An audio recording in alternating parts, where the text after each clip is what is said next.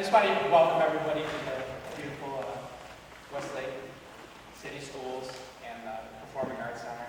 On behalf of Mayor Clough and Police Chief Kevin Belozer, thank you all for coming. We feel it's a very important topic. It's probably not talked about enough. I think we're ahead of the game in conjunction with the city schools. We have a really good relationship with them. We have a school resource officer in every school now, which is great. A couple of them are here tonight, Tim Gartner and Scott Forkamp. You do a great job in the schools. Every day we have communication lines open with the schools, and we think that's very important. It's also very important that the parents have communication lines open with the schools, with the police department, and with their kids. And that's a big reason why we do things like this. I think we are ahead of the game in other cities, but you can never have enough. So I would like to introduce Dr. Scott Goggin, the superintendent of schools. Good evening. Thank you, Captain Bogle. I will echo the importance of that partnership. We are very fortunate in the city of Westlake with our community. Not only do we have a partnership with our police force, but we also have a partnership with our PTA. And Dawn Evans, as well as the rest of her team of the PTA, puts together evenings like this. And it's great that we record it as well.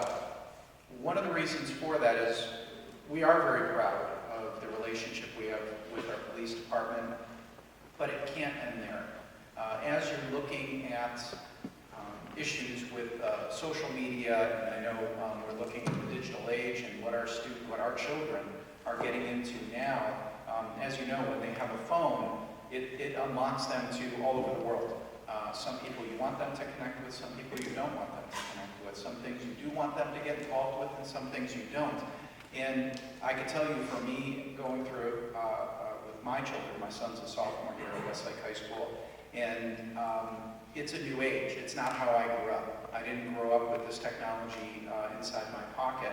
So the fact that we have evenings like tonight, because we deal with a lot of these things during the day, but it's really nice to be able to get you information so you can also join the team and work with us as well. So this is going to be a great evening. We have a wonderful MC here this evening from Channel 19 and also a Westlake parent.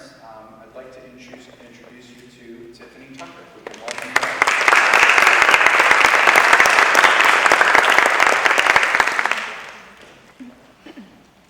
Thank you for that wonderful comment. Yeah, I am a Westlake parent, and that's first and foremost. I love being in this community. I support the police. I support the school. We live in a wonderful place.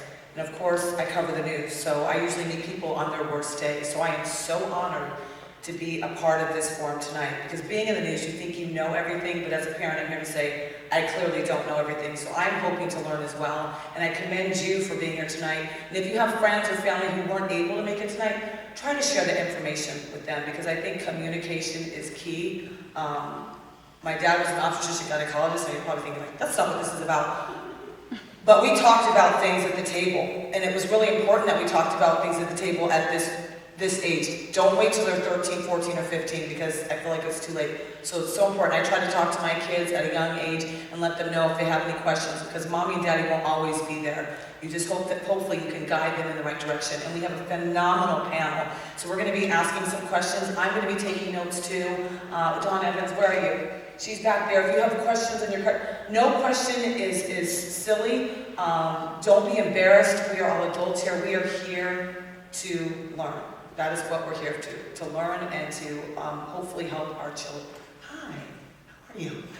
Okay, so I'm just gonna kind of get started here. I probably should introduce our panel, right? Do you guys want to say a few things about yourselves? Do you want to, Carl? Do you want to start first? Sure. My name is Carl Sullivan. I am an assistant county prosecutor. I'm the director of the Internet Crimes Against Children Task Force. It's a specialized unit within the prosecutor's office.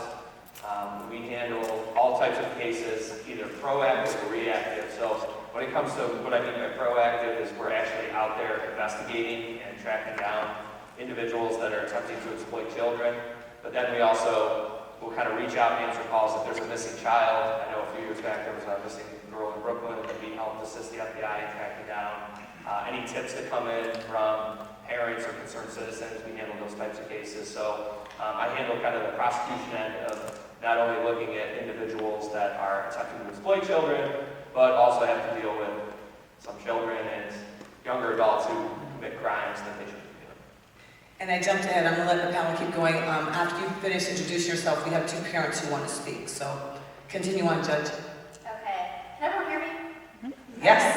Good evening. First of all, I want to thank, Westlake, everyone involved with the Westlake Police Department, as well as the high school, Tiffany, as well as all of you that are here today, because I do think that this is obviously a very important topic. So I'm happy to see that we have such a good turnout. My name is Jennifer O'Malley. I am a judge in juvenile court. I was elected last year, so I just took the bench in January of this year. In juvenile court, we handle a wide variety of cases. We handle delinquency cases involving juveniles, so any crime that was committed before a child reaches the age of 18 is charged in juvenile court. We also handle cases involving the Division of Children and Family Services, so whether that be temporary custody, permanent custody, cases like that. We also handle child support issues or custody issues when the parents have not been married, as well as traffic cases. I specifically preside over delinquency cases, more of our serious felony offenses, as well as our permanent custody cases. And then I have some magistrates that work for me that handle some of the other matters. Prior to becoming a judge in juvenile court, I was an assistant Cuyahoga County prosecutor. I started out my career there in juvenile court, and then I worked in two specialized units. I was in our economic crimes unit, and then I ended my career in the prosecutor's office with Carl Sullivan in the Internet Crimes Against Children unit. So I worked directly for him, and now when he comes to court sometimes he has to answer to me. So, but I still change of pace. So that's a little bit about my background, and thank you again all for being here. Officer Yonas. Thank you. My name is Henry Yonas. I'm a police officer with the City of Westlake. See a lot of familiar faces out here. So again, echoing what everyone said already, thank you for coming. I know we have really busy schedules and life is crammed, so taking the time out to talk tonight, it matters. I have been in law enforcement for over a decade. Prior to working for the City of Westlake, I don't want to echo. I was an investigator for the Ohio Internet Crimes Against Children Task Force, so he was kind of my boss. And he was to the certain point. I see a pattern here. It's not nepotism, not related.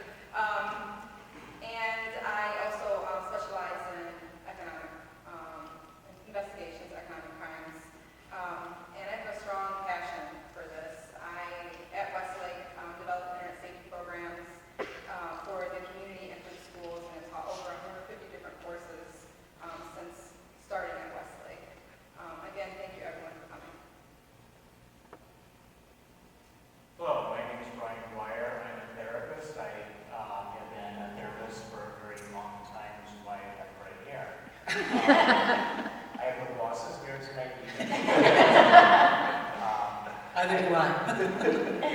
I've been involved in many different kinds of treatment. I worked primarily in residential treatment between Catholic Charities Farmerdale for many years, as well as currently at Belfair JCB, working with the children in treatment. So that's been my main focus. I've been also doing private practice work. I would fit my Cleveland over in Rocky River, and I've been there for, I don't know, 10 years or so. And I'll often deal with many issues around this topic tonight. So I'm happy to be here and glad to see so many people here. Thank you. My name is Dana Bale. I'm one of the high school counselors here at Westlake High School. My two direct bosses are here, so this should go well. But just really grateful that y'all are here and thankful for an opportunity to kind of share some of the things that we're seeing here at the high school with more of the adolescents. I know I can probably speak to a little bit of the perspective for middle school and high school. And then we also have Chelsea Litton, is one of our school counselors here as well. Thank you, panel, for introducing yourselves. As you heard their backgrounds, what they do, kind of think of maybe some questions, and I'm going to kind of guide you through it. I'm going to kind of backstroke here and bring up two parents, the first of which is Brenda Waker. I hope I'm saying, is it Wacker or Waker? Did I say it wrong? Whacker, okay. We're going to bring Brenda up to the stage, and then followed by Brenda will be Michelle Baker.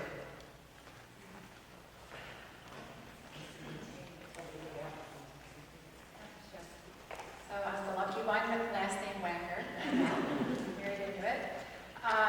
So I'm just here to talk about, unfortunately, what happened, but I hope it's a learning opportunity for everyone else. My daughter that's in 8th grade now, when she was in 7th grade, she had a phone, and like we all do. And unfortunately, she was on Instagram, and I thought I was policing it pretty well. And she was on there, and one of the kids said something mean to her.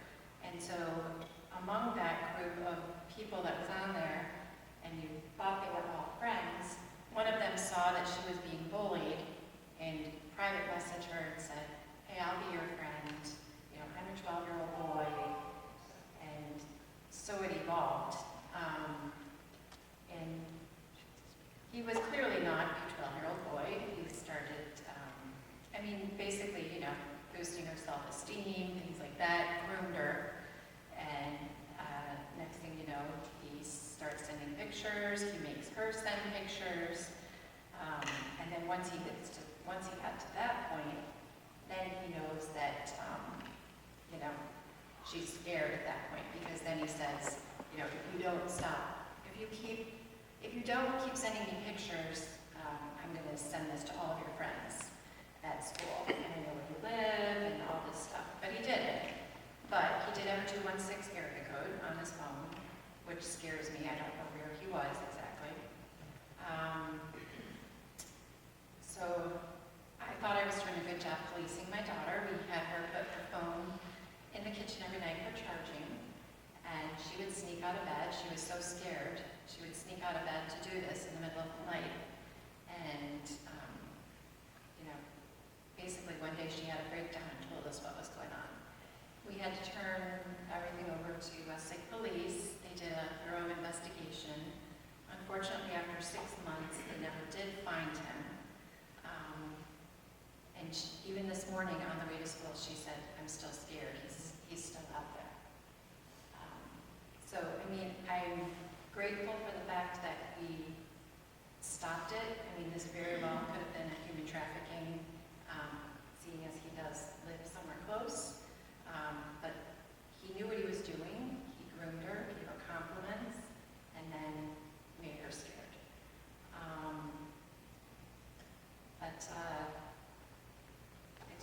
It's a scary situation.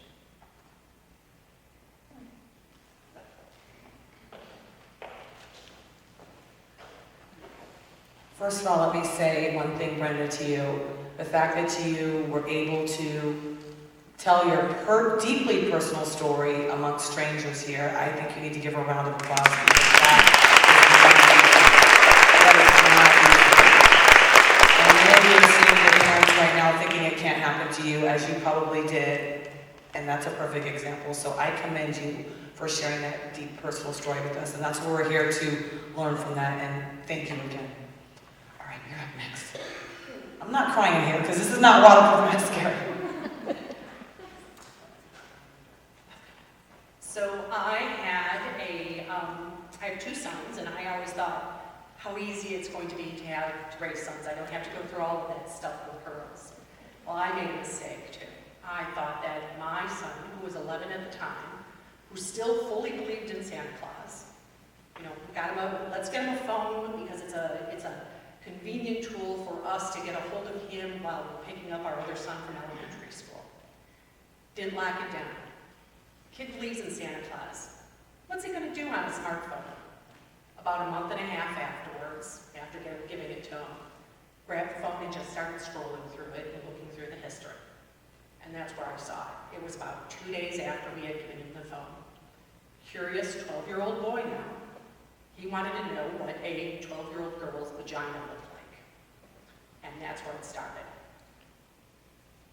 This isn't your father's Playboy or your big brother's penthouse anymore. The stuff that's out there that my child at 12-year-old saw, or at 12 years old saw, was horrible. And so instead of we had already had a sex talk with him, but instead of having that talk, we were sitting down with him describing what intimacy is between two people that love each other. And that was not what he was seeing on the phone. And when it sucks you in, it really pulls you in and keeps you in. I'm sure that he's still wanting to go out there and look at it, but believe you me, we were taking it away from him every night.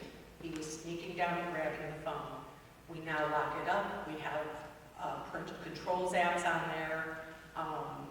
If you think it's not going to happen to you, your child may already be getting into something like this. And when you open up one window, you'd be surprised at how many other windows pop up automatically, and it's all out there. Learn from my lesson.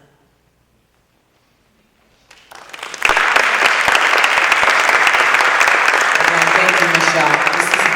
This is real, people. Should we let's jump right into this? Let's get right into it. I have a list of questions, but obviously we're just gonna have a conversation. So if one question leads to another question, if anybody wants to jump in, if anybody in the audience has a question, this is a safe zone. Please feel free to write it down. If you want to remain anonymous, Don said you can remain anonymous. I know some people may not be comfortable with some questions. Obviously, technology is impacting our youth. We just heard from some of the parents explaining that. What are the warning signs, would you say?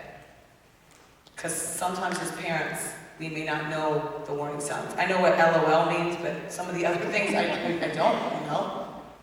What are some of the warning signs? Who wants to tackle that? I'll go ahead. Okay. I think it's working. So what I've seen when dealing with kids in school. I don't know if your mic's up, but I don't know if it's... Can you guys hear her back there? No? Okay. I can talk pretty loud, so. Yes, you can. Okay. So what I've seen in dealing with the kids in the schools and talking to the kids through internet safety classes where they feel comfortable and they share their problems, increased anxiety with being very withdrawn, and also becoming more antisocial. So if you see a child that is normally very social, all of a sudden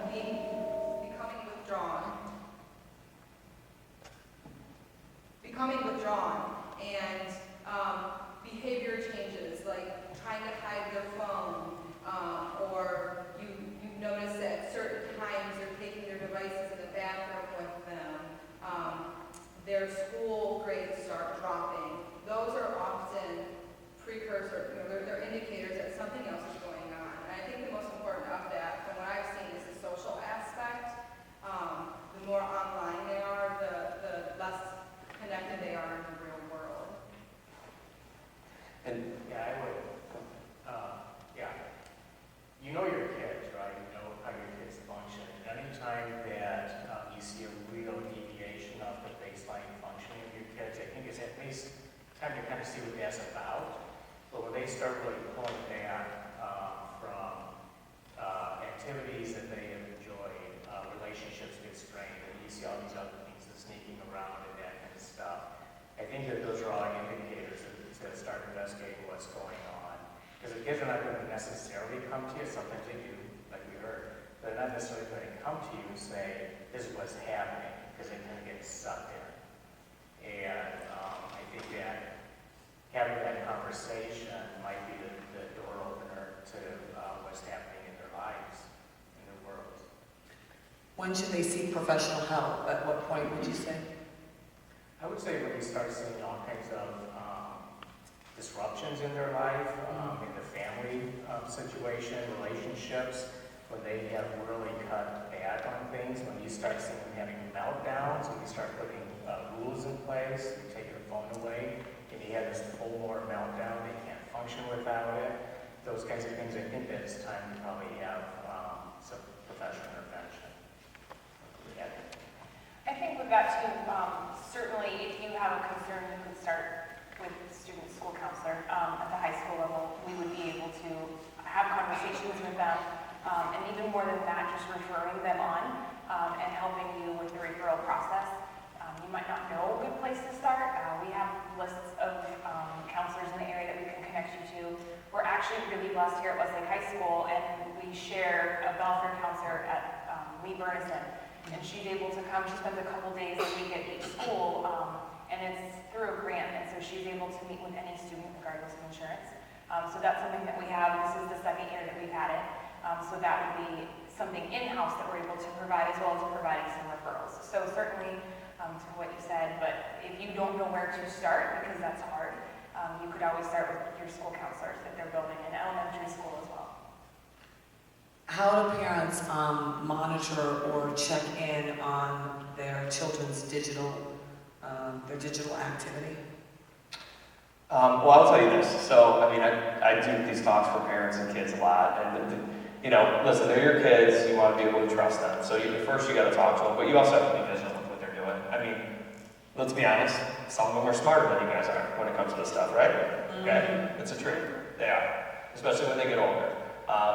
Talk to them, but also monitor their devices. Like I can tell you, for instance, if they have 2 calculators on their phone, one of the calculators is for hiding photos. Okay. There's a calculator app called Secret Calculator. It looks like a calculator. You go in there, you type the code, and it's everything they don't want you to see.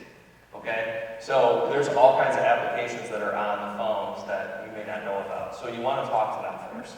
But at the end of the day, they're living under your roof. You're paying for their bill. You know, it's your phone. So, you know, I would just pay attention to what they're doing. You know, listen, nobody at 13 years old should have 4,000 friends on Instagram or Facebook, right? I mean, they know people in their high school, maybe some neighborhood kids. So that's a telltale sign, all right? If they got hundreds and hundreds of friends that they're talking to all the time, nobody that age does, no matter how much social media they're on. I'm sure most of your kids aren't influencers or anything like that. So, you know, that's the thing that you got to look for is like, what would you, even that kind of stuff. I mean, they're still either in high school or in grade school. They're not.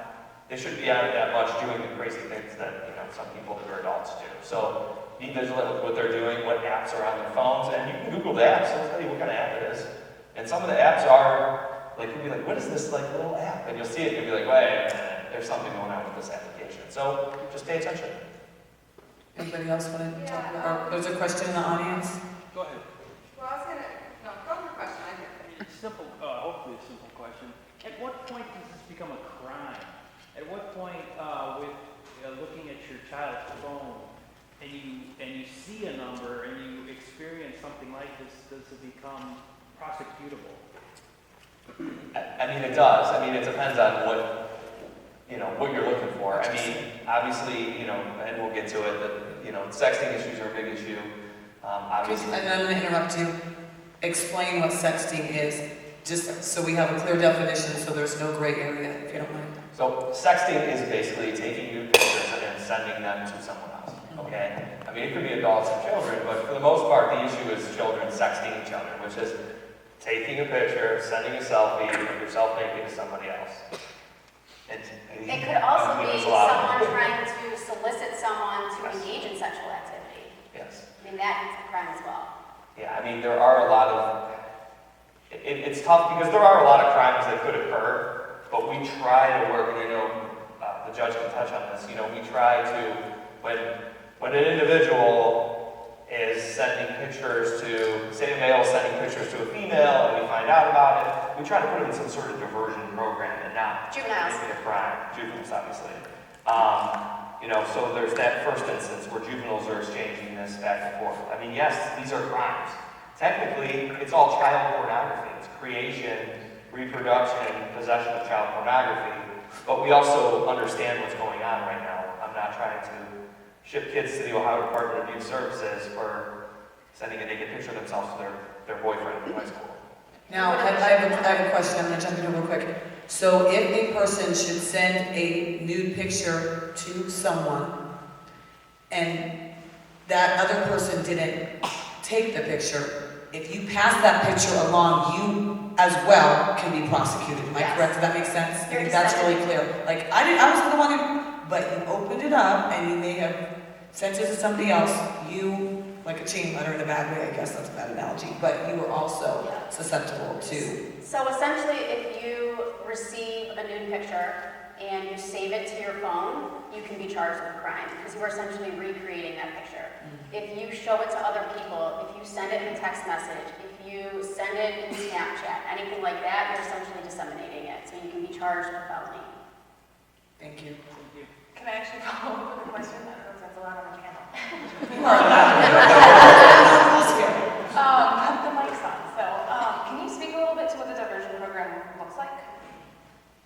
So we started the diversion program actually. So when I first started this unit, we didn't have these kind of issues that we do now. So we started the diversion program, I think about 5 years ago. And basically what happens is we would have these sexting issues, say a 14-year-old girl and a 14-year-old boy. Girl's parents finds the picture, the boy is asking for nude photographs. All of a sudden, you know, mom calls the school, calls the police. The 14-year-old boy was being charged with felonies of the second degree for, you know, creating child pornography of his girlfriend. Or it could be another girl in school, whatever it is. So we started seeing more of this, and these kids were getting charged with felony twos and being forced to register as juvenile sex offenders, okay, which is a thing. And as we saw that happening, we're like, all right, this is just, we can't have these kids registering as sex offenders. I mean, there are some that do for very, very serious stuff like this, like extortion and sending it to the whole school because the girl got mad at them. Sometimes we're a little more serious about it. But I mean, if it's forth, you know, and this is something that happened between some boyfriend and girlfriend, we're trying to alleviate that so that these kids, because technically the girl who sent it also could be charged because she is the one creating the child pornography.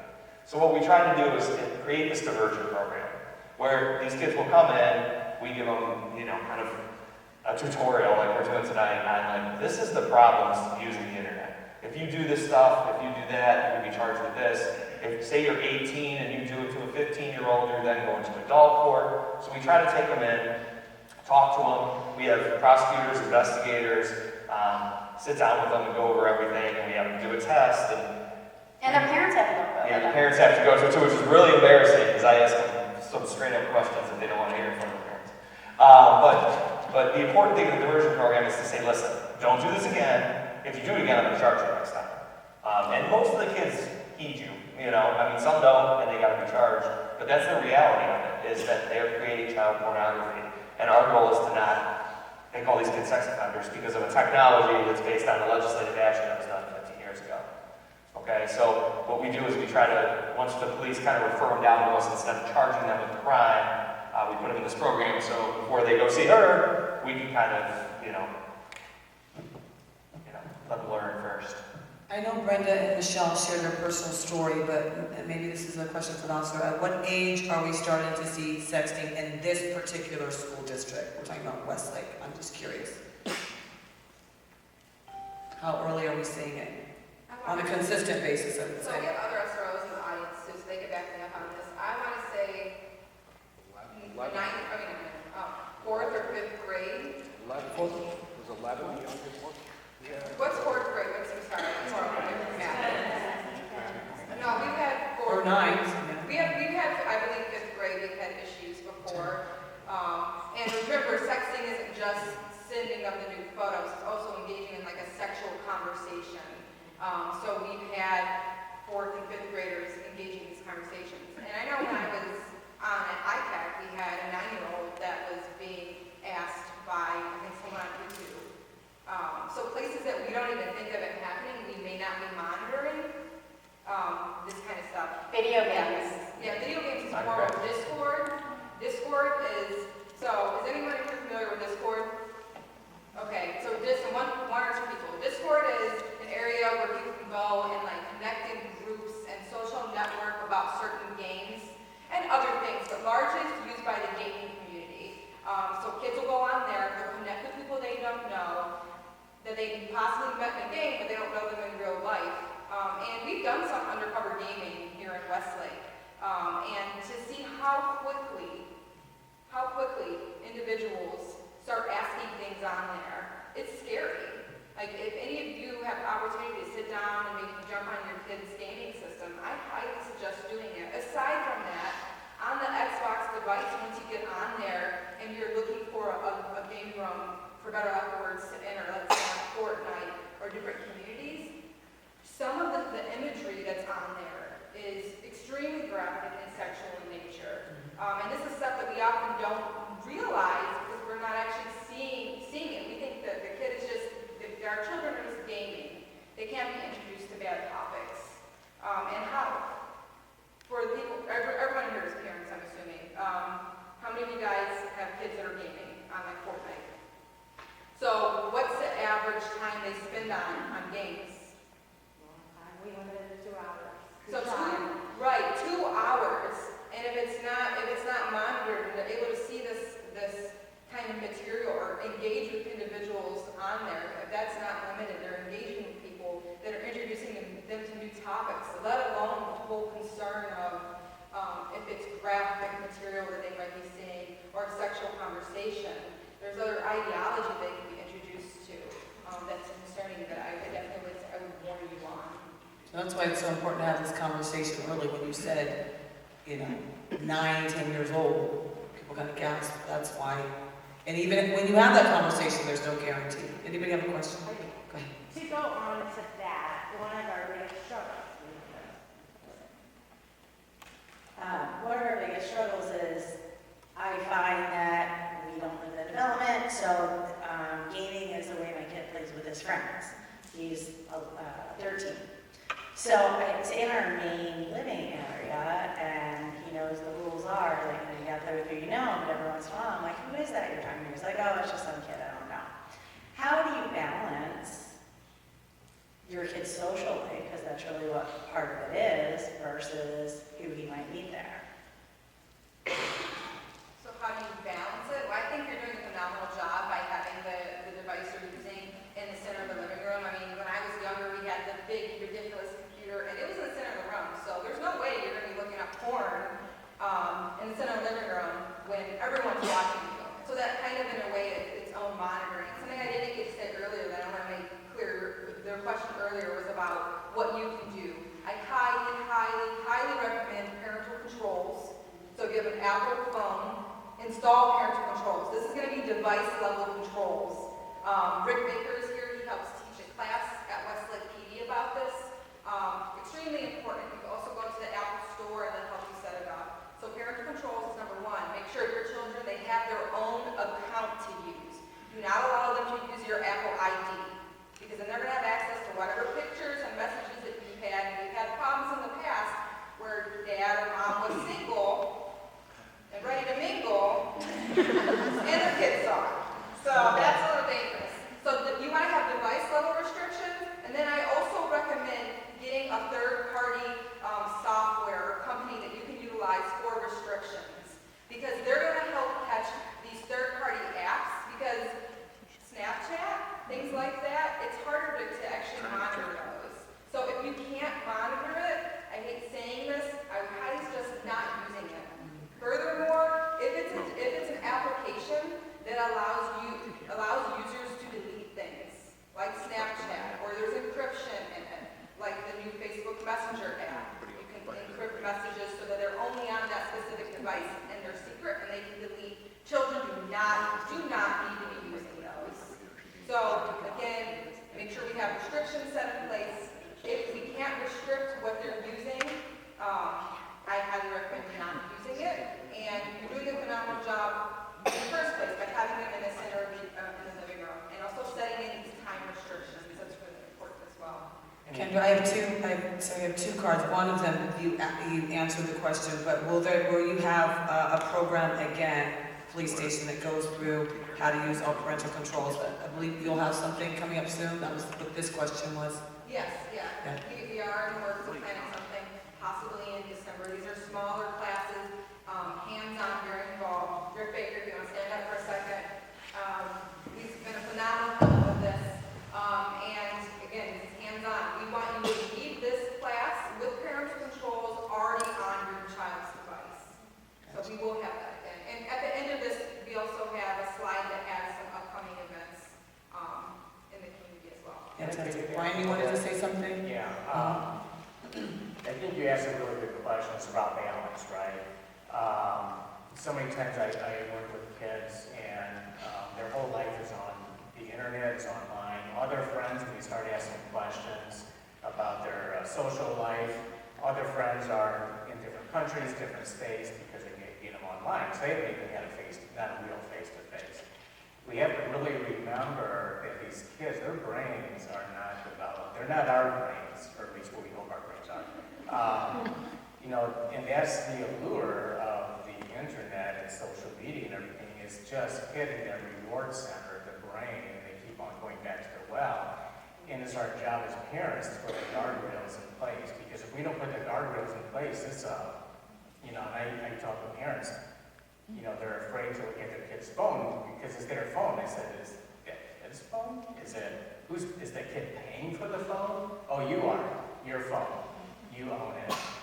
You control it. You do all these, put all these things in place. Will the kid like it? No. But you have to deal with that. And then the other part of that, besides putting all the rules and limitations in place, is really get them to have true social interaction, getting them involved in extracurriculars, in sporting events, musical events, and so forth, so that they're getting a taste that's good for their brain development, but it also can mitigate some of the things that they will be exposed to. Because, you know, an iPhone is a computer in their pocket, and there is the wild, wild west with no rules, right? And so we have to be the ones to police those things for the kids. Are they going to get one over us from time to time? Absolutely, because they know this better than we do, you know. The best we can do is put up all the controls and then respond appropriately when they're going past them. And does that mean that they lose their phone for a while or whatever else? Sure. My advice to people generally is, you want to know where your kid is going to have that phone for safety purposes. That makes sense. You can start with it. Little old-fashioned text-only flip phone. You know, the kid will hate it because other buddies don't have that, and they want to be, you know, but that's okay. They'll get over it. You know, it's not going to destroy their life, even though they'll get well. That's what this question was. I feel that people are giving children phones at younger and younger ages, in part because they don't want their kids to be isolated socially because they can, because they're the only ones without a phone. Your thoughts on that? I feel the same way. My daughter asks me about a phone all the time. I'm like, you're gonna be 25. I mean, realistically, you don't need a phone. You're with your dad. When I work, you're with dad. You know, he's a photographer at the station. There's no need for you to have a phone because he's there with you on your activities. You're not dropping him off. So I'm glad that whoever asked this question, thank you, because this is what I mean. Your question, like, you don't want them to feel isolated because everybody else has a phone. I said, listen, we're not the Joneses, we're the Tucker Ranzes. You don't need a phone at age 10. So how does that play? I mean, socially, not that you have to try to keep up with everybody. So I'm sorry to offend anyone, but I think there's two problems going on right now. I think that the initial thing that people always say to me is, we don't want to isolate our children. But I think the second thing that's going on is that as a society, we become more and more paranoid. When we were younger, we didn't have this connectivity and we functioned. And we were able, if something happened, learn how to get to safety or to make the contact that we needed. So I think this is another like balancing act that we have to, with your children, I know it's really, really hard to, let them leave the nest, right? And to trust that they're going to be okay. I think there's a little bit of that, it's a little bit of changing our behaviors a little bit as well. So I wanted to add that. I don't mean to offend anyone with that, but I think that's important to remember and not go to these mics. I also appreciate the beautiful irony in that question. They don't want to be socially isolated, and then if you go to any place where they're doing this, they're not even interacting. But again, it's a matter of, in my mind, it's a little bit of, you have to find that balance, right? Yes, they want to fit in, because that's what kids this age want to do. They want to fit in. They want to be their own person, but yet be completely fitting in with their peer group. And you understand that from a developmental perspective.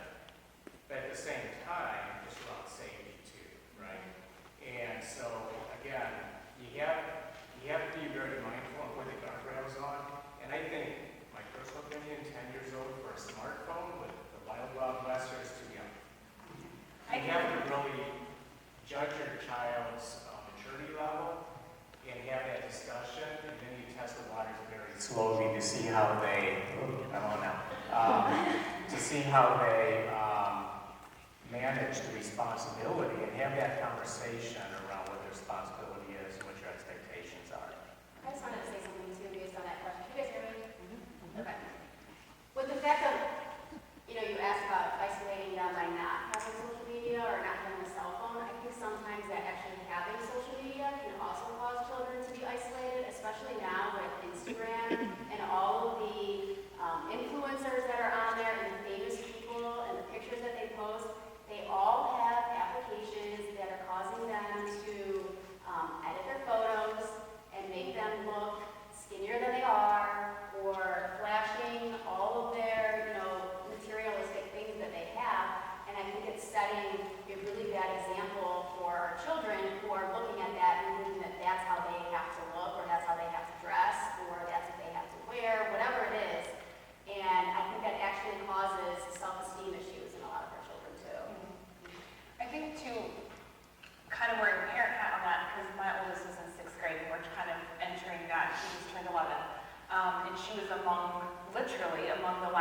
peer group to get a phone, and we caved the whole burger thing, but having a phone and having social media does not go hand in hand.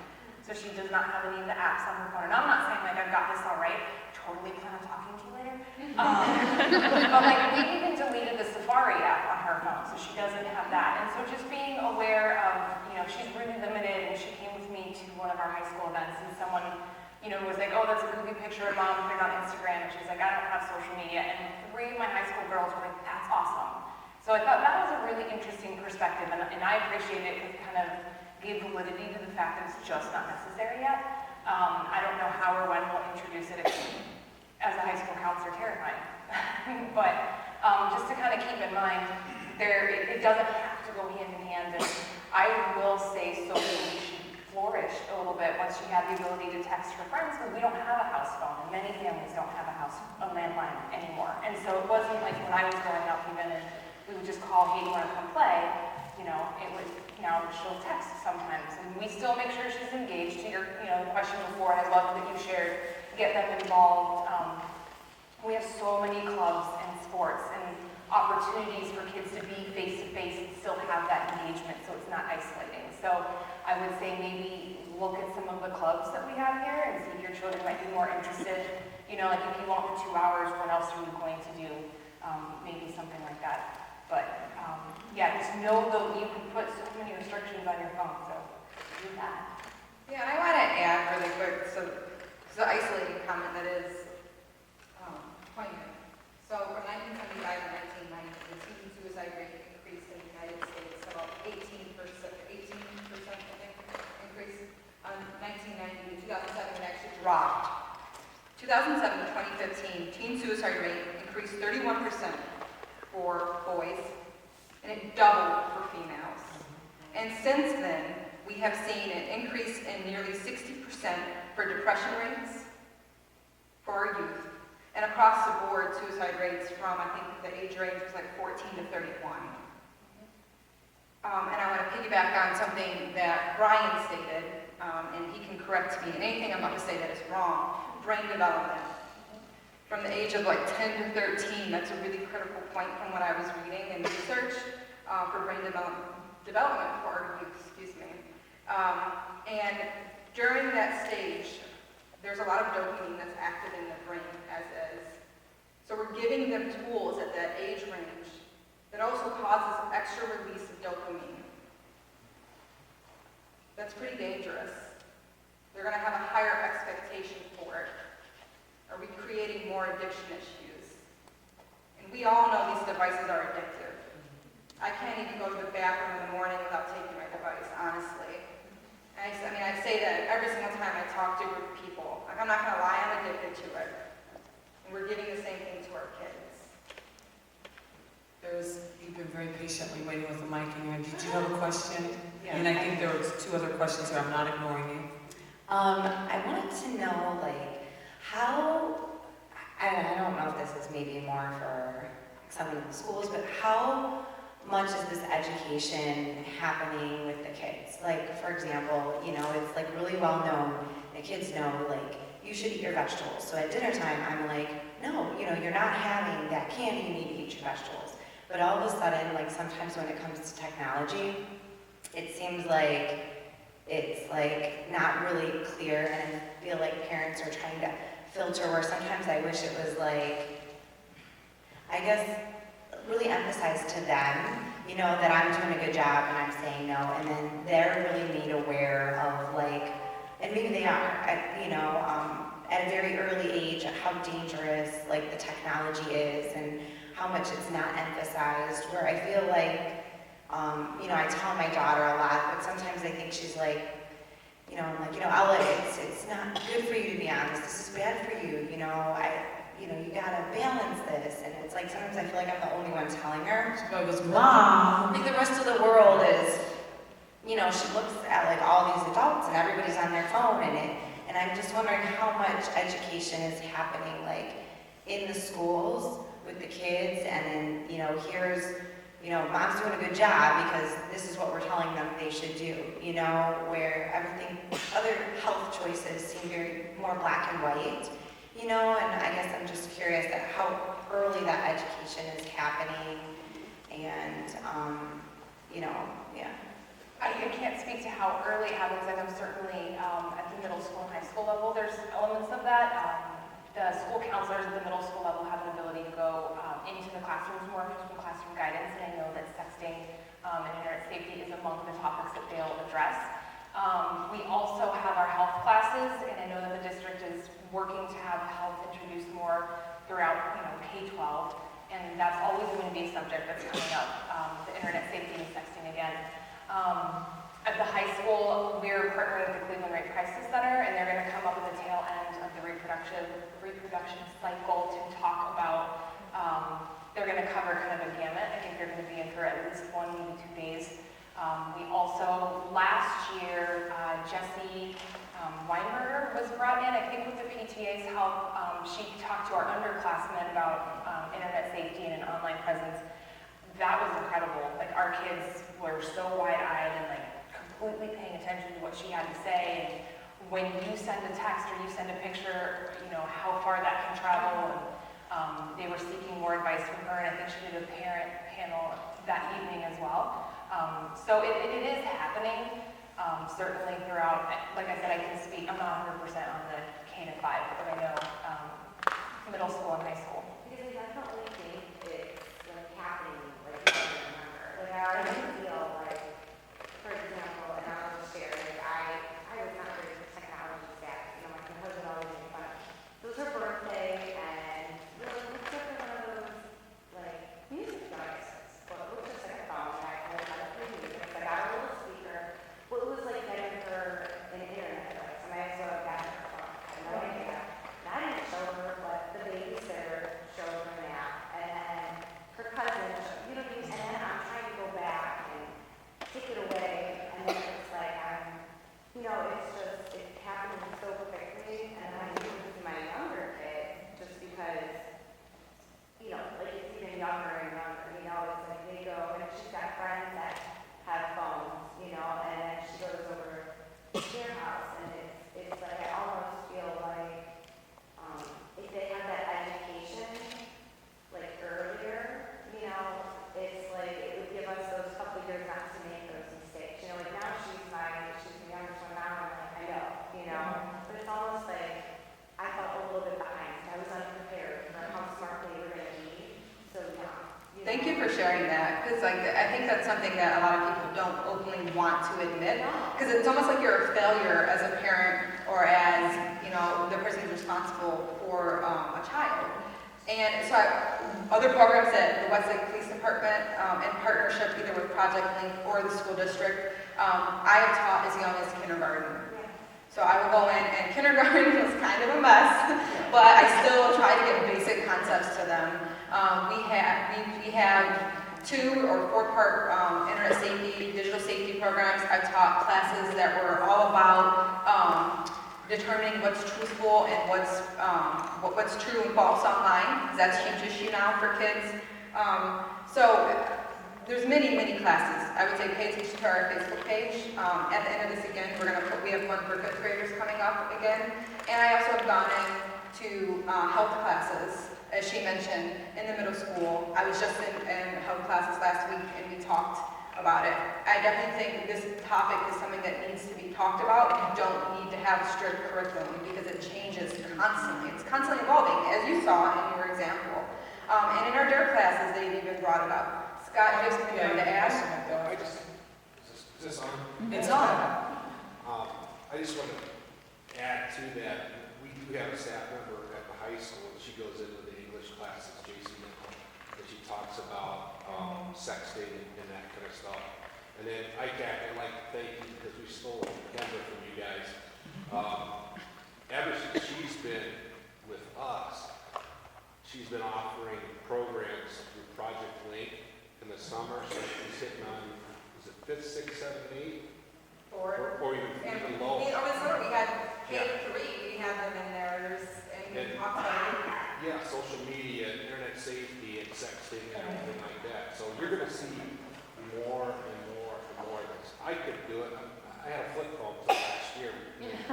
Me too. Don't lie. Me too. My kids made me get one of these stupid phones, and it's just a paperweight now. But, I mean, Kendra's done a great job, and that's why we're here as well, because we were able to steal her away from ICAC, so.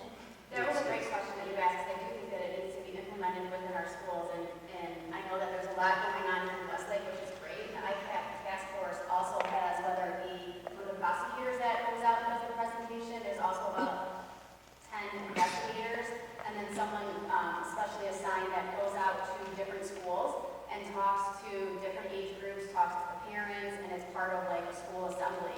And they go out and they provide education to schools all throughout the county, I think even outside the county. Yeah, I mean, I do PowerPoints for kids, for parents, and I mean, we do hundreds of them a year. I mean, I've done. Can I add, it's a shared task though, right? I think the schools have a role, I think the police department, everybody has a role, but it also needs to be done at home as well. We have to think about what the expectations, what we want to see the kids do in terms of how they manage the phones and social media and everything, and what are we doing as parents, right? Because the kids are going to mirror what they see.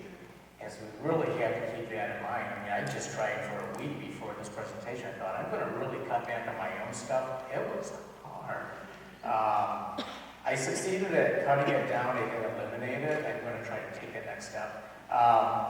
But it's really something that gets me really upset when a parent or a couple parents bring a kid to me for counseling, and the attitude is, let me know when he's fixed, and then one leave. And I'm thinking, no, this does not happen in a vacuum. We have to look at the entire system, because everybody has to make changes here when it's become a problem. That means parents too. There was somebody in here with some, I'm commending you for questions. You have the microphone, so I will let you speak. And I have a card in my hand too, so I'll get to this in a moment.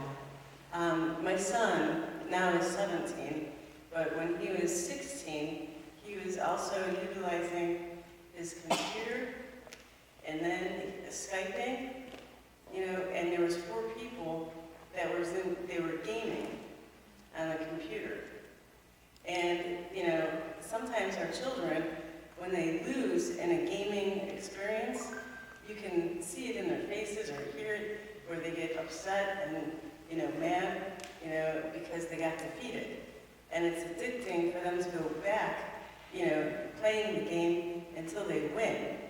And you ask them to come down for dinner, and they're like, give me a few more minutes, the game's not done yet. So the Skyping, with the 4 individuals, basically the children react to losing and winning, through that. And it's a problem in our system of the computer age, with their boundaries and trying to put parental boundaries on the computer just for homework.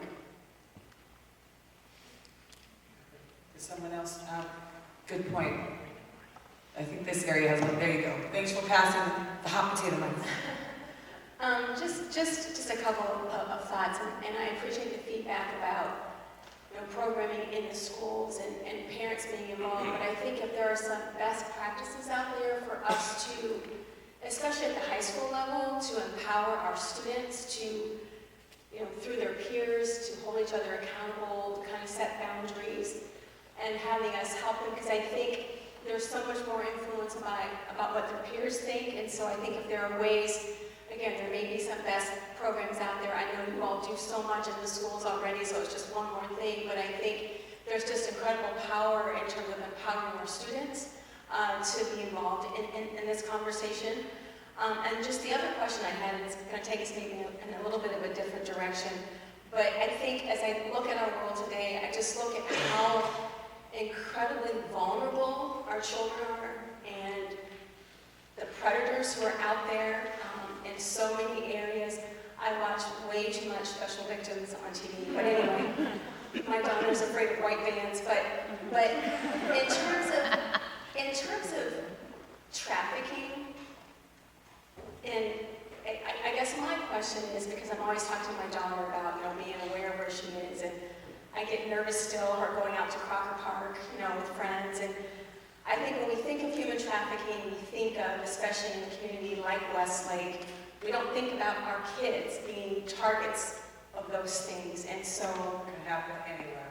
yeah, and so, but us as parents, I mean, I don't want to be the boogie person. I don't want my daughter afraid of white panel lands, but the reality is, how much of that is an issue in Northeast Ohio, in suburbs, not in the areas we might think where there are children who aren't taken care of or who may be considered to be throwaways, and that's not the best term, but you know what I'm talking about. What we're talking about in suburbs, we think like, what is the reality of that, and how can we, as parents, be proactive, giving our kids independence? You want them to not have to worry, right? But we have to be realistic because the world has really changed. I think to kind of answer, because there's two questions. So the first part, Mr. Wilson, about best practices. Do you have a comment? Good evening. My name is Paul Wilson. I'm principal at the high school, and I think you bring up a very valid point. And one thing I was going to say is one event that I think is super telling here at high school. Is this working, or am I talking loud enough? No, you're good. Okay, so our teachers came to me and said, hey, we saw these wall calculator panels. We want to put these up, number 1 through 30. We're going to have the kids put their phones in there. I said, oh boy, the kids are going to come running down to me and the parents are going to be calling me. I will tell you, the teachers that had that, I have not heard one complaint, and I've actually heard students say, I love walking in class, putting my phone up on the wall, and not worrying about it. And I think that speaks to the exhaustion that the students have. We talked about 5th graders loving it, they're open to the world. By the time they're in high school, I think Dana and Scott, who are at the high school, as well as Chelsea, our kids are like, oh, they're sick and tired of keeping up with the Joneses. But I mean, it's such a point, but I think just seeing their reaction, and it's many of them, they're exhausted by it, so they welcome it. So I think when we say, I know they're becoming young adults, and I will tell you I've worked in several different levels of school, and I will tell you, I would argue with you that teenagers in 9th through 12th grade need their parents more than when they're young. So keep that in mind. You are parenting your student with a device. I think to kind of piggyback on that too, to Mr. Wilson's point, like they're always on. Like, when I was in high school, it stopped when I left school or practice, or if I wasn't on the phone with the giant cord, right? But they're always on. People are always texting, and then you feel like a lot of the times, and I don't know if this is a question for later, their self-worth is tied to their phones. How many likes is this picture going to get? The streak thing with Snapchat, sweet Moses. Like, I have to keep this streak alive. So they're always, because their value is tied so deeply into their perception on social media, they're just constantly aware and constantly feeling like they have to be engaged, which is why I think for best practice, I know to the point of putting the phone in the kitchen to charge. Kids want to be on their phone, like if they're having a bad day, I'm like, what did you do last night? They're like, well, I was having a really intense conversation until 3 o'clock in the morning. I'm like, well, that's why you're tired, and that's why you're feeling really anxious, because you are sleep deprived. You are having this conversation where now you're treating each other like you're professional counselors. So there's just a whole host of things that can go wrong. And so I think just helping them disengage online earlier in the night so they can get better sound sleep, they can focus on things they need to focus and just rest, because they're always on. Yeah, I think too, you talk about the lack of ability to accept losing and that kind of stuff. These are teachable moments. Last time, the kids I work with, whether it's anxiety, if it's depression, anger management, harder things that I think about, do they have the skill set to be able to manage these emotions? And often not. And so I work with lots of kids that just the same thing. They get so upset when they lose, they're breaking TVs because they're throwing the controllers at them or their phone and all this other stuff. And in life, you don't get to keep on playing the game over and over again until you win, right? Sometimes you just lose. And that's it. Maybe we're going to manage that and teaching them how to do that. A lot of this stuff sounds pretty basic because in some ways it kind of is pretty basic. And I like your comment about them being always on too, because the importance of having them put their phones in a place like down in the kitchen or whatever, because there's lots of evidence around the blue light disrupting the sleep cycle, right? literally prevents the natural melatonin to kick in to be able to help them get good sleep. And I don't mean just getting sleep, I mean good restful sleep, where REMs involved. So there's lots of things to think about, and there's a lot of information.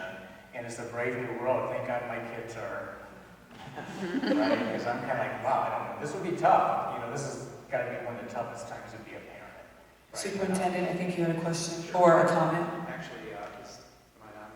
Don't go away. Can you hear me? Yeah. Okay. So actually, I had to step out so I can get reception on my phone.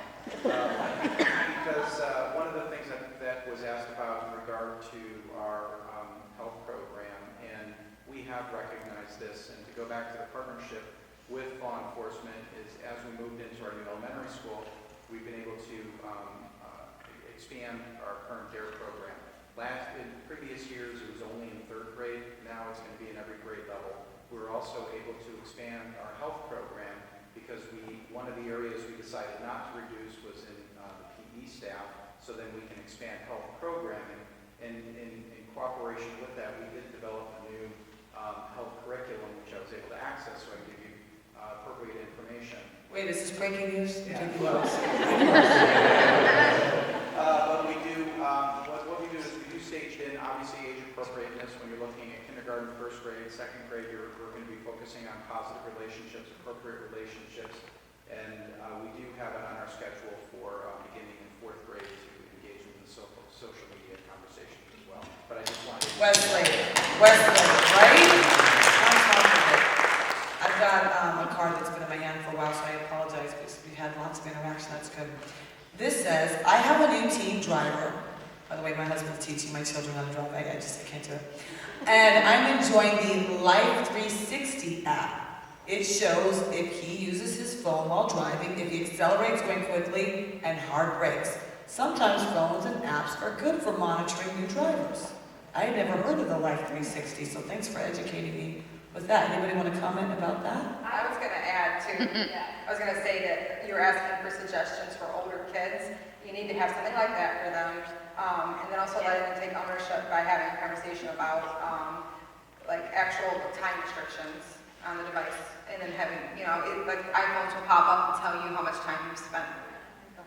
I was just going to comment on the Life 360 app. I was actually going to recommend it earlier. I don't know anything about it. I only have a 17-month at home, so I'm not at the You got time. But one of my magistrates that works with me actually came with me from the county prosecutor's office. She used to be the director of ICAT, and she actually did most of our prosecutions on the human trafficking cases. So she's very well versed in this as well. We actually have a human trafficking docket in juvenile court for our juveniles, and I essentially oversee the docket, and my magistrate hears the cases. So it is something to comment for you on something that is going on. I actually prosecuted a case that happened out of Westlake, where hotels are close to highways is where this is going on. So Isn't Ohio one of the biggest thoroughways for human trafficking, if I'm saying that right? Yeah. Westlake, Strongsville, things like that. So it is going on. But with the Life 360 app, I was just telling my magistrate today, I was like, yeah, I have to come going out to Westlake tonight to do this. Actually, I live in Westlake, that's on the street. So that I was coming here to speak about this panel. She was saying that one of her friends has a 16-year-old that has this Life 360 app, and I don't know all the features of it, but one of the things was her daughter was going somewhere with a boy from school, and they were supposed to be going to see, I don't know what they were supposed to be doing, but I guess she was able to monitor that and look and see that they were at a park. She knew exactly where they were, and it wasn't moving. So the mom started to freak out and started texting the girl, where are you? What are you doing? And the girl's like, we just got some food, we're at the park eating, and she said, well, you better leave there right now, or I'm coming up and I'm going to show up. So it's, I guess you could really monitor. I'm getting that 360. We're a few years from driving, I'm getting that out. Thank you for that. Any other questions? Okay. Oh, over here, you have your microphone. Then we'll get over to you.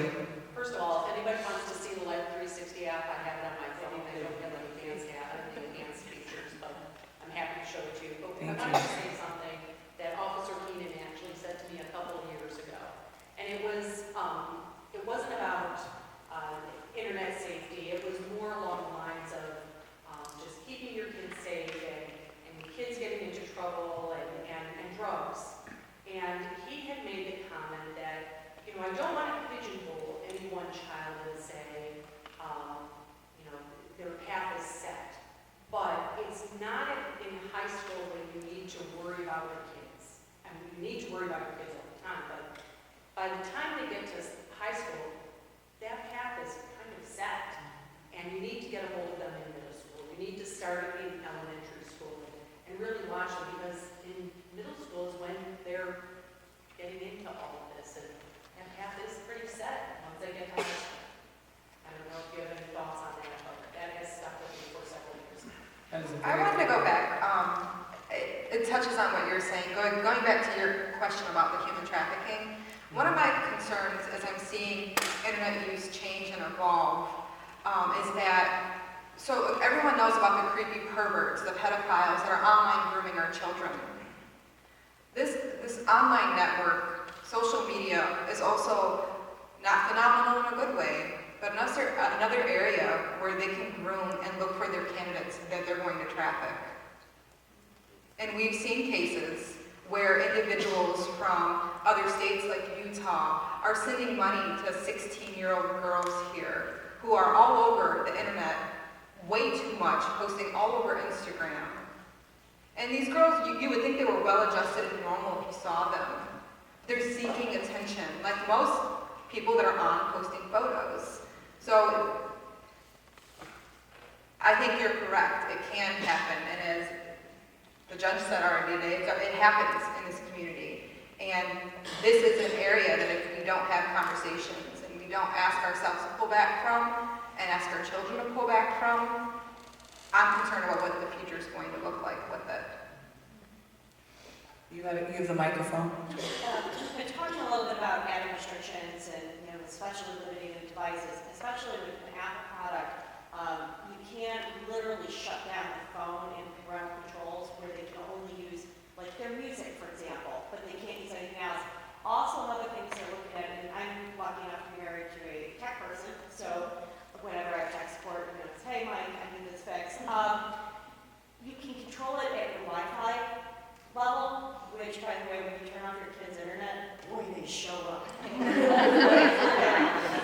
It's amazing, and it's great when you can do that. And by the way, certain products you can even set it up where it's only your kids' internet goes off. So like if your spouse is on a conference call, it's not like all of a sudden that gets cut out. So there's a lot of stuff out there, especially at the router level and Wi-Fi management level.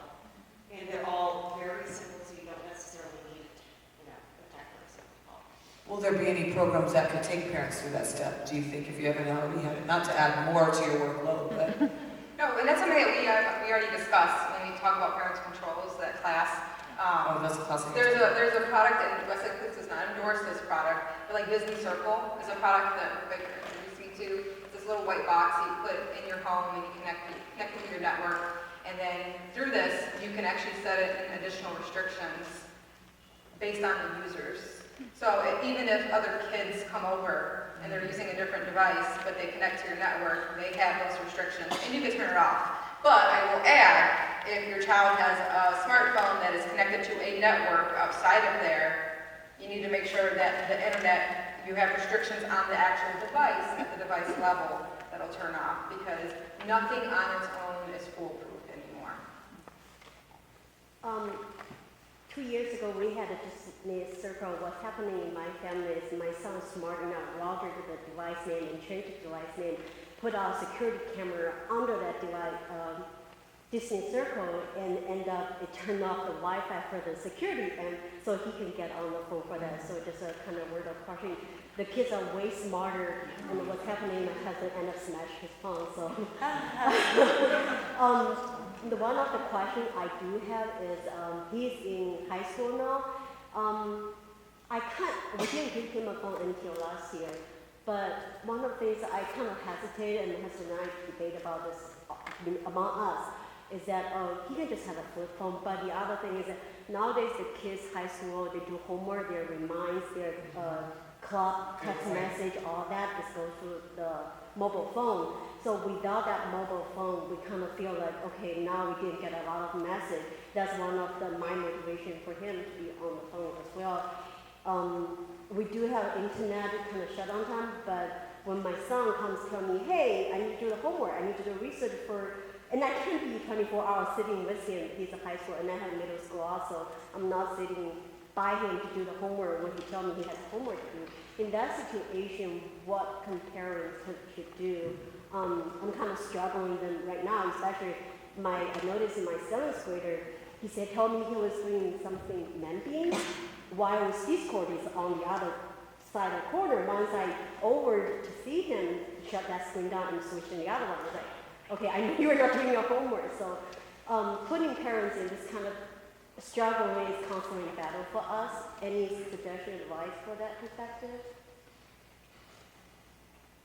So, I don't want to keep talking, I want to make sure other people have time to talk. I, again, highly recommend taking it and putting on the device level restrictions. So if it's homework time, these school websites or these apps are not working. It's only allowed apps. And with actual computers, that's a little bit different, but they have software out there that can do this. So I would recommend that. And I get it, no one has time. Time is precious. And it's really frustrating. The last thing we want to do is spend 2 hours at Best Buy or Apple or wherever to get the software and get the technology we need, and then it's going to be antiquated in about 2 seconds anyhow. It needs to be changed. But that's the unfortunate reality that we're at right now. I mean, this can lead to a greater conversation about how we need to have more control over these devices instead of these devices having control over us and data privacy and all of this stuff. But until things change, this is the reality. And I know it's frustrating.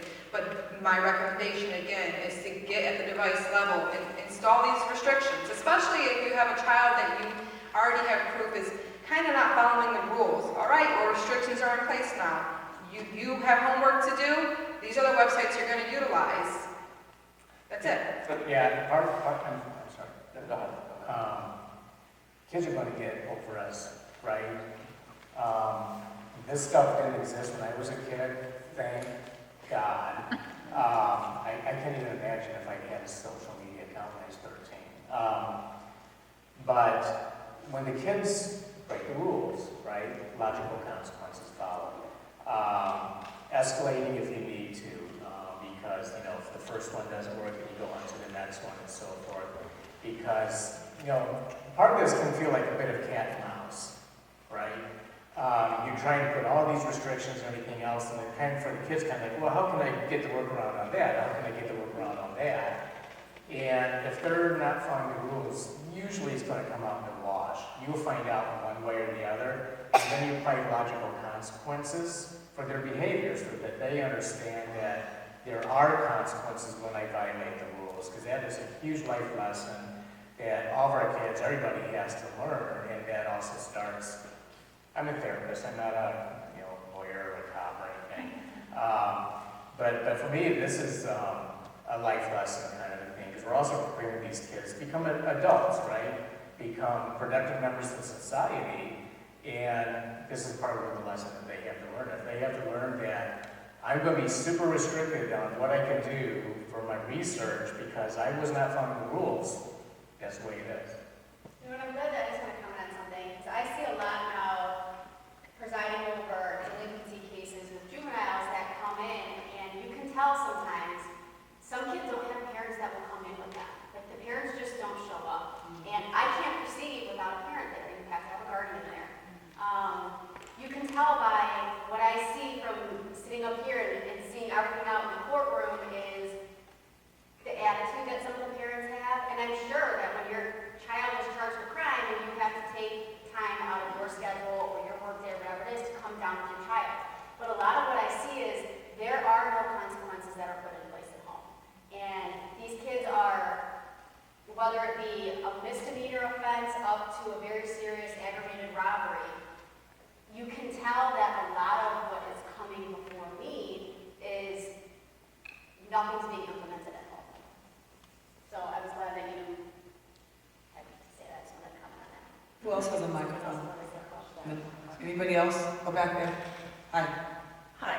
I have a couple things. My first is just an observation, and I want to thank Dawn and whoever else had a hand in planning this. This is awesome. Yes. I also counted people in this room, and I count fewer than 40 parents here. I'm not including the officers and the school employees. How do we get the word out? It's like Westlake thinks they're Westlake and nothing's going to happen to them.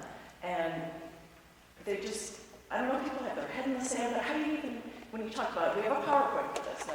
How do you get the PowerPoint in front of people who aren't going to show up? Maybe you use social media to send to your friends, hey, I was just at this meeting and it was the best meeting that I've had in terms of helping my kids and educating me. I want to share this with you. Like a good recipe, you want to share it with somebody. So everybody here sitting in the seat, including myself, it's our responsibility to share what we've learned, to pass it on to people. Maybe they had a work commitment, but share it with your neighbor. Listen what I just found out, That would be my suggestion. I don't know if the panel agrees or... I appreciate that. Oh my God. What just happened? Darth Vader, what just happened? Just talk loud, okay. I appreciate the parents that shared their personal story. Absolutely. Earlier. I think that's so important. Absolutely. That's not a sign of bad parenting. No. Right? And I just want to make that clear. This can happen to anybody, and in my practice, I've seen good parents with kids that got sucked into human trafficking, and it was not about the parent. The parents are doing their level best. These predators are so good at pulling anybody in. I mean, it's scary the skill level with which they operate. You guys see that too.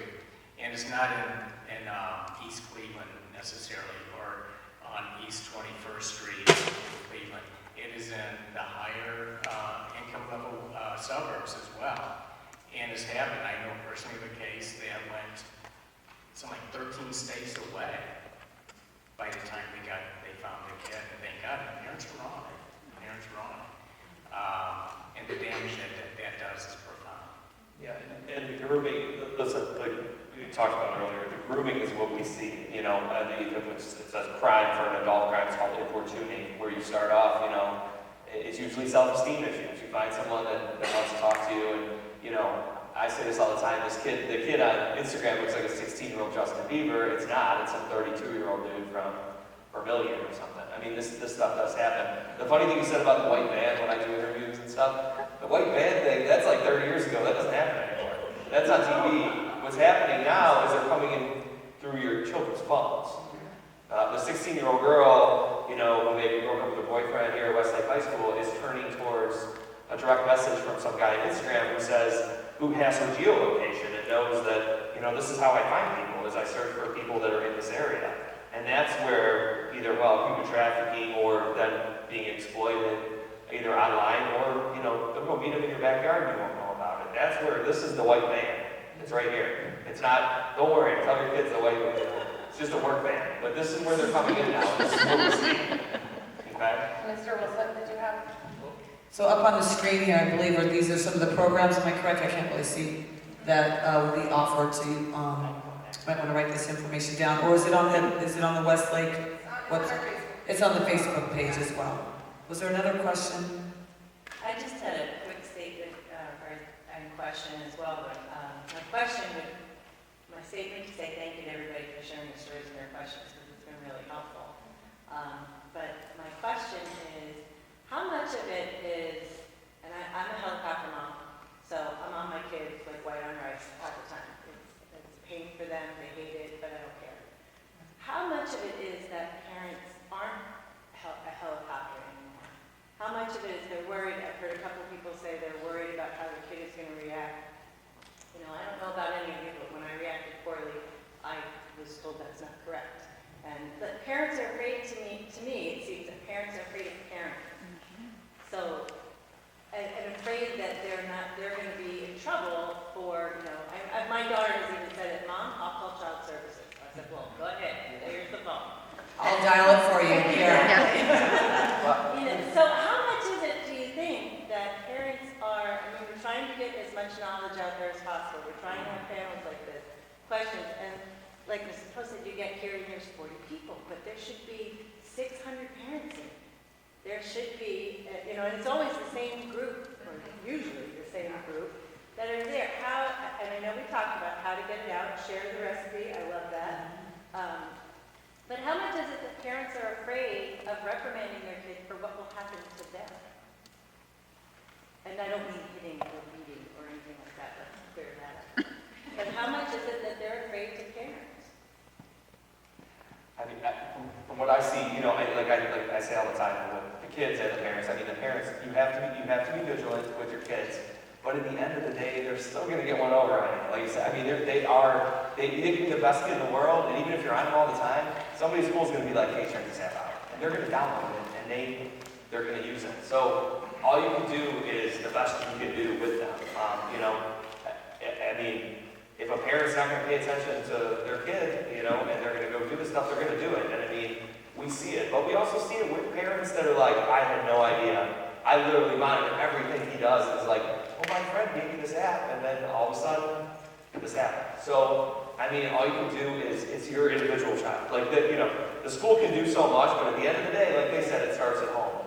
And if you don't say, hey, what's going on with them and talk to them, you know, they're going to find a way to get over on you. And they are smart. Just so you know, every kid, when it comes to these apps, if they're 13, 17, they're smarter than other guys, okay? So the first thing to do is just talk to them. Be like, what are you looking at? Show me. You know, engage with them. Like, what's this app? And if they're like, oh, I can't tell you about that app, well, then that's a problem. You know, sit down with them and talk to them. I think as parents, we have to remember that we're on team parent with each other, even for the people who weren't here tonight. So I think like what Westlake has done is you're identifying a public health issue for young people right now. And you've got a great city with great resources that can help you address that issue. I think it's interesting that the other people who are not in this room are the Verizon store and the Apple store. Like, what if these best practices, if you were buying a phone for a minor, it was in your shopping bag? That's something that PTA of Westlake could ask of your providers, I think that banding together as parents around a public health issue gets people here, rather than everybody feeling like, oh my God, I'm in this alone. You know, we could make the FDA pie chart for how much social media the kids of Westlake should need, and then just distribute that. I was literally thinking the same thing. I was trying to have to have that bigger mindset, we're here together, and even be supporting each other, or even if I have kids at my house, you know what I mean? I'll tell them little pieces of information, that I learned, or I'll tell them the parent, kind of how I learned the hard way with something. And I think it's about kind of just being a village in that sense. I think too, you got to promote your own product, right? Westlake has phenomenal sporting clubs and athletics and so forth, and all the parents get to know each other. When my kids were in school, I got to know all the parents that were on the baseball team and the soccer team, and we would talk amongst each other and pass information on that way and that kind of stuff. I think you just try to keep on pushing it, because usually people are reactive to things as opposed to proactive. And that's the reality. That's why you only have 40 people. It could have been 600. But I think you just keep on pushing it too. As far as the question about is it parenting, sometimes yes, sometimes no. If a kid wants to call 696 kids because you took his phone from him, knock yourself out, kiddo, Children's Services have bigger fish to fry. Yeah, that's not going to go anywhere. I would love to hear from you guys actually on disconnecting. What are some indicators if a parent decides to take devices, right? Because I said earlier, it's pretty obvious that we're all addicted and our children are addicted to these devices. What's a good way to for a parent, if necessary, to pull back, and at what point do they need to be concerned and maybe again seek counseling?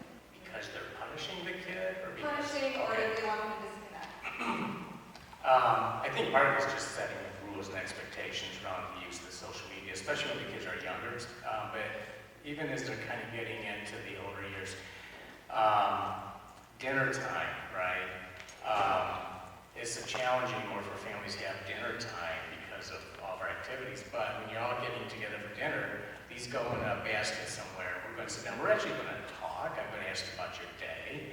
And having kind of points in time that there's no use whatsoever to interface with each other, because that relationship is how you're going to get the information you want from the kids, because they trust you and you connect with them. The parents that are trying to be friends with their kids, those are the ones that's the biggest struggle. Partly because they're trying to be pals with them and they don't have those rules in place, and so it's a free-for-all. But then when they try to establish the rules, it's a harder thing to sell to the kids, and you just have to muscle through some of that stuff. No, I think that's great. One of the things, I'm thinking of a couple of students that I worked with, and not only just that constantly being on, but constantly feeling a need to be interacting with people. And on Snapchat, had just thousands of followers. Is it followers on Snapchat? Oh, no. I think followers, thank you. But just like thousands. And I was like, who are you interacting with on your app? And then it was also in terms of dating, because then it's not just dating Westlake boys, but someone maybe that she met from Avon who met her through her friend on Snapchat. Or one of the other neighboring places, like, who do you know, who are you interacting with that you personally know within your circle? So maybe parents, like, look at your kid's account. Who are they following? Who are they friends with? Ask them how they know them. And then I actively worked with this student on trying to decrease the number of people that she was engaging with within the app. Not all at once, and I didn't win anyway. But I think that it got me thinking about it, because so much of their value is placed in what people think, the likes, the comments, like the selfie that's posted that gets all the hearts, and then, you can speak on the front of all of the things. But it is addicting, and they like that feeling, and they like to feel that they're attractive or that they're doing it right and all of those things. And so they seek them now, instead of just feeling better about it, now they're seeking it. So in addition to just helping them disengage, I think ask them, who is this? How do you know them? Do you need to be friends with them on Facebook or following on Instagram or through Snapchat? John, how are we doing on time? I know this means either a rodeo or wrap it up. I'm gonna go with wrap it up, just because I kind of have to get back to work, although I prefer to be here right now. Should we get some fun? Did I cut you off? Someone to speak? No? I guess I was just going to say that change takes time, especially when kids get into the habit, basically, because of all the stuff that we kind of talked about, the reports in the brain. They don't have a brain. They don't have a filter. That part of the brain is not going to develop until about 25. So you have to be the brain sometimes. But working with them, and I like your comment about getting them to think, right?